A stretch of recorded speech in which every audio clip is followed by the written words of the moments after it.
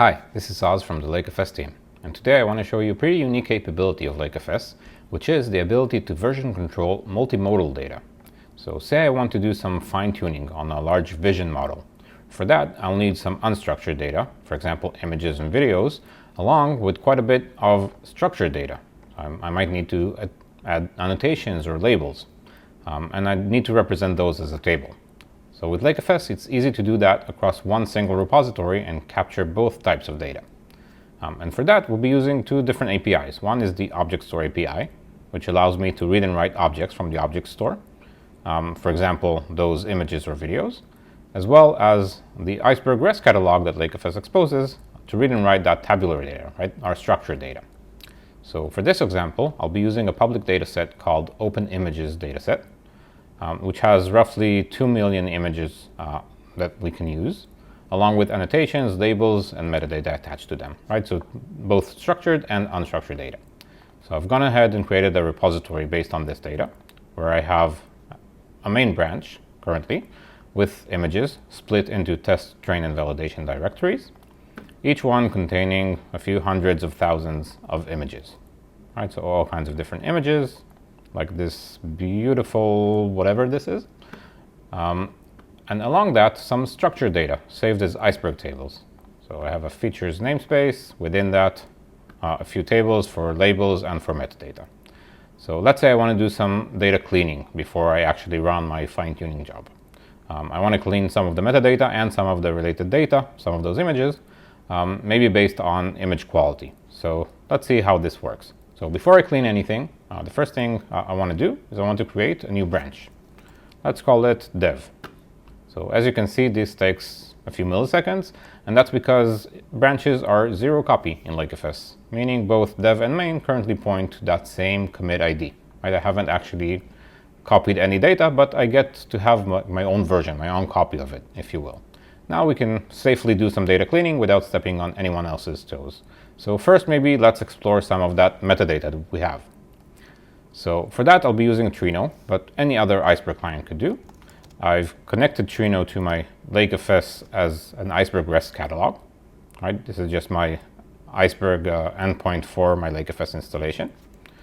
And if I connect to it, I need to now somehow tell Trino that I want to reference this dev branch, right, on this Open Images dataset repository. And the way I do this is using Iceberg namespaces.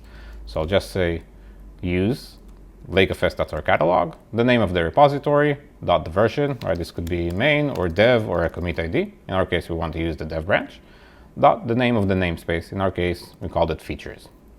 Now we can do show tables. We can see what tables we have. We see that we have this image dataset, image metadata dataset. So let's do a select on it. Let's look at all images below 25 kilobytes, whose size is below 25 kilobytes inside the test split. So let's give this a minute. So we see we have a bunch of image IDs with all kinds of different attributes, including one of them is the original size. All of these are below 25K.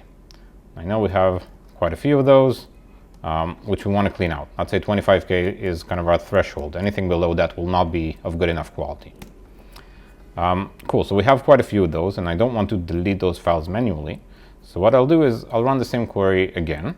I want to delete those image files, and I'll do it into a TSV file. So just the IDs of the images inside our dev branch, split equals test, and original size is under 25K. So if I look at the size or the amount of images that we have, overall 955 images. Now I can go one by one and find these images and delete them, but that's going to take a while. So I would much rather use the Python SDK to do it. So opening a Python shell, let's import the lakeFS Python SDK, read that images ID list. Let's see that this is exactly the right size. It is. Let's instantiate our branch. This is the dev branch, and on that branch, we're going to delete all the image IDs. We're going to construct the path to them and delete them in bulk. So let's give this a second while it deletes 955 images.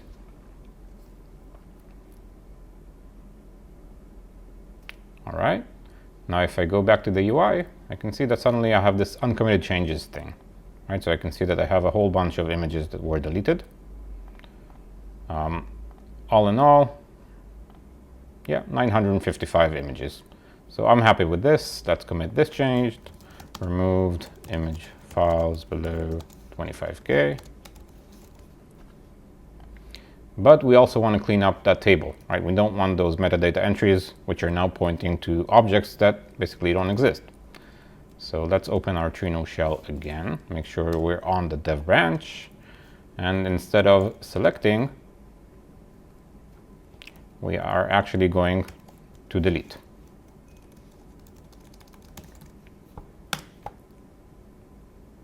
All right, deleted 955 rows. That's what we were expecting.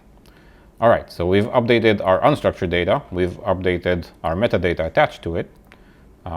And now I'm happy with those changes. So the next thing I want to do is I want to share those changes that I just made with a colleague. Maybe to have them try it out and see if we now have good enough quality to proceed with our fine-tuning job.